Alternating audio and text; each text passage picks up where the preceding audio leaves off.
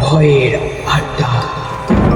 যারা এখানে আসবে তাদের সমাপ্তি হবে অন্ধকারে। তো হ্যালো বন্ধুরা, ওয়েলকাম ব্যাক ভয়ের নতুন একটি এপিসোডে। তো আজকে যে আমাকে ঘটনাটি বলেছে তার নাম হলো সৈকত। তো সৈকত যেভাবে আমাকে ঘটনাটি বলেছে আমি ঠিক একইভাবে পড়ে শোনাচ্ছি। আমি এসব ভূত প্রেত বিশ্বাস করতাম না, এগুলি সবই আমার কাছে ছিল লোককথা। কিন্তু 2006 সালের এক রাতের পর আমি আর কখনো অসম্ভব শব্দটা ব্যবহার করি না। ঘটনাটা ঘটেছিল আমার জেঠুর বাড়িতে। আমার জেঠুর বাড়ি সোনারপুর। তখনকার দিনে সোনারপুরটা গ্রাম অঞ্চল ছিল। দুপাশে ধান ক্ষেত আর বাঁশবনের মাঝখানে আমার জেঠুর বাড়ি। সেই বাড়িতেই আমার দাদা অর্থাৎ জেঠুর ছেলে রাহুল মারা যায় হঠাৎ হার্ট অ্যাটাকে। মৃত্যুর সময় আমার দাদা রাহুল ঘরে একাই ছিল। রাহুলদা ঘরের খুবই আদরের ছেলে ছিল, কিন্তু মৃত্যুর পর থেকেই বাড়িটায় অদ্ভুত সব ঘটনা শুরু হয়। রাতে কেউ যেন হাঁটে, খালি ঘর থেকে যেন গোঙানির শব্দ আসে। আর সবচেয়ে ভয়ঙ্কর ব্যাপার, রাহুলদার ঘরের দরজা যেটা নাকি আমরা তালা দিয়ে রাখতাম, কিন্তু সেটা প্রায় ভেতর থেকে বন্ধ পাওয়া যেত। তো পাড়ার এক বৃদ্ধা বলেছিল ওর আত্মা শান্তি পায়নি, কাউকে দিয়ে ডাকাতে হবে ওর আত্মাকে। আমার জেঠু প্রথমে রাজি ছিল না, কিন্তু যখন টানা 3 রাত আমার ছোট ভাই ঘুমের মধ্যে চিৎকার করে উঠতে লাগলো, তখন তিনি ভেঙে পড়লেন।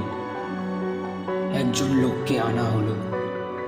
সে নিজেকে ত্রান্তিক বলতো না, শুধু বলেছিল রাহুলদার ঘরের দরজাটা আমি ডাকা মাত্রই খুলে দিয়ে। শুনে গাটা কেমন কাটা দিয়ে উঠেছিল। সেই সময় বিদ্যুৎ ছিল না, শুধু হ্যারিকেনের আলো। আমরা 5 জন বসেছিলাম রাহুলদার ঘরে। লোকটা মাটিতে কিছু চিহ্ন আঁকলো। মাঝখানে রাহুলদার একটা ছবি রাখা হলো। তারপর ধীরে বলল, যাকে ডাকা হচ্ছে সে যদি আসতে চায় সে আসবেই। কোনো মন্ত্র নয়, কোনো চিৎকার নয়, শুধু আসার অপেক্ষা। প্রথম 5 মিনিট কিছুই হয়নি। আমি মনে মনে ভাবছিলাম সবই মনে হয় নাটক। হঠাৎ ঘরের কোণ ঘেঁষে কারো খুব ধীরে নিঃশ্বাস নেওয়া, একটা গোঙানির শব্দ। আমি তাকালাম, ওখানে কেউই ছিল না, শুধু একটা ছায়া। কিন্তু শব্দটা ছিল একদম মানুষের মতো। তারপর ছবিটার কাচের ফ্রেমে টক করে একটা শব্দ হলো। তারপর নিজে থেকেই ছবিটা উল্টে গেল। আমার বুকের ভিতরটা এমন যেন ফাঁকা হয়ে গেল। লোকটা নিচু গলায় বলল, সে এখানে এসছে। কিন্তু আমি পরিষ্কার করে কাউকেই দেখতে পাচ্ছিলাম না। কিন্তু ঘরের ভেতরে যেন হাওয়ার ঘনত্ব বদলে গিয়েছিল। মনে হচ্ছিল শ্বাস নিতে খুবই কষ্ট হচ্ছিল। হঠাৎ আমার কানের খুব কাছে একটা পরিচিত কণ্ঠ বলল, আমাকে কেন ডাকলে?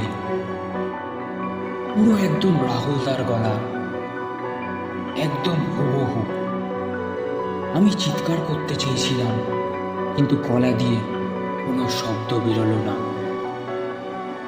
আমার জেঠু কাঁদতে কাঁদতে বললেন, তুই কি কষ্টে আছিস বাবা? কয়েক সেকেন্ড সব চুপ। তারপর সেই একই কণ্ঠ, আমি এখানেই থাকবো, তোমরা আমাকে ছেড়ে যেও না, আমি এই ঘরেই থাকবো। তারপর ঘরের হ্যারিকেনগুলো হঠাৎ নিভে গেল। অন্ধকারে কেউ যেন পাশ দিয়ে হেঁটে গেল। আমি শুধু ঠান্ডা ছোঁয়া অনুভব করলাম। লোকটা হঠাৎ জোরে বলল, আর নয়, দরজা বন্ধ করতে হবে। সে মাটিতে আঁকা চিত্রটা মুছে ফেলল, এক মুঠো ছাই ছবির উপর ছুঁড়ে দিল। তারপর সব নিস্তব্ধ। তারপর সেই রাতের পর আর কোনো শব্দ হয়নি। তো তারপর দিয়ে সব স্বাভাবিক হয়ে গেছে, আর এখন কারো ছায়াও দেখা যায় না। তো আমার এখন জেঠুর ছোট ছেলে, যার কথা বলেছিলাম যে ঘুমাতে পারছিলাম, সেও এখন ঘুমোতে পারে, আর কোনো পায়ের শব্দও শোনা যায় না। তো বন্ধুরা, এই ছিল আজকের ঘটনা। ঘটনাটি কেমন লাগলো তোমরা প্লিজ কমেন্ট করে জানিও। যদি ঘটনাটি ভালো লেগে থাকে তো লাইক, কমেন্ট, সাবস্ক্রাইব করতে ভুলো না। তো চলো, আবার দেখা হবে নতুন একটি এপিসোডে। ততক্ষণের জন্য সুস্থ থেকো, ভালো থেকো।